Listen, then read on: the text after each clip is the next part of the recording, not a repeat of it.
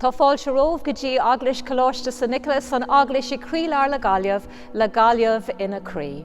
Is mis rector a Linda.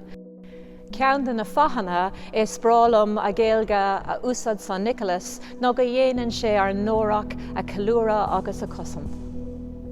Is bealach é le daoine nua ó ga ciúne den domhan a chur an aithne don teanga. Chéad míle fáilte go Eaglais naomh Nioclás, tá achas orm bula lád, is mise zanne ó Latvia. Is mise Bantíirne Catriona, agus is mise Túraí Turas san Eaglais san Nioclás. Táimid I gúsáid Gaeilge ina lán rudaí san Eaglais. Gach dánach bhíon píosa Gaeilge san Seirbhís, agus tá sé ar na fógraí timpeall an Eaglais seo. Tá Gaeilge ar freisin ar lína agus ar na manó síolta.